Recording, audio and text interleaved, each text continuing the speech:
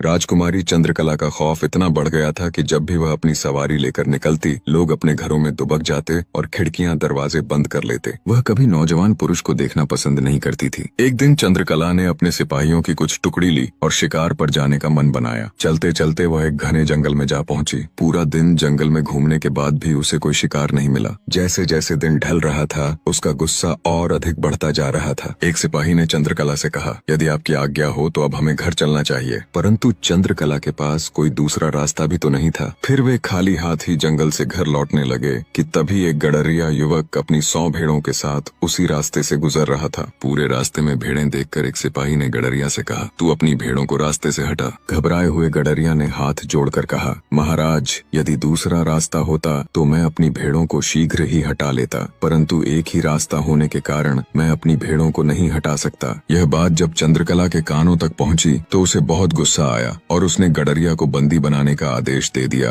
और कहा, इसे बंदी बना लो और ले जाकर कारागार में डाल दो और इसे ऐसी जगह रखो जहां यह सही से खड़ा भी ना हो पाए। इस पर सिपाहियों ने युवक को बंदी बना लिया और ले जाकर कारागार में डाल दिया। जब यह बात गडरिया की उस बूढ़ी माँ को पता चली, जिसके बुढ़ापे का सहारा मात्र उसका एक बेटा था, कि उसे भी बंदी बना दिया गया है, वह फूट फूट कर रोने लगी। उसे रोता देख गाँव की भीड़ इकट्ठी होने लगी, परंतु राजकुमारी चंद्रकला के खिलाफ कोई बोल भी नहीं सकता था। वहाँ पर खड़े सभी लोग कहने लगे, हो ना हो, तेरे बेटे की ही कुछ न कुछ गलती होगी। परंतु बूढ़ी माँ को पूरा विश्वास था कि उसका बेटा कोई भी गलती नहीं कर सकता। उसने गांव वालों की बातों को नजरअंदाज किया और चंद्रकला के महल में जा पहुंची। जब उसने चंद्रकला से यह बात कही, बेटी, तुम मेरे बेटे को छोड़ दो, उसकी कोई गलती नहीं है। यदि तुम चाहो तो उसकी जगह पर मुझे बंदी बना लो, पर मेरे बेटे को छोड़ दो। इतना सुनते ही राजकुमारी अत्यंत क्रोधित हुई और कहा, यदि तेरे बेटे की कोई गलती नहीं है तो इसका मतलब मेरी गलती है। मैंने उसको बिना किसी गलती के बंदी बना रखा है। अब तो यही ढिंढोरा पूरे नगर में पीट कर आई होगी, मेरे प्रति लोगों को भड़काया होगा। अब जब तू इतना कह रही है तो दंड की हकदार तो तू भी है। सिपाहियों,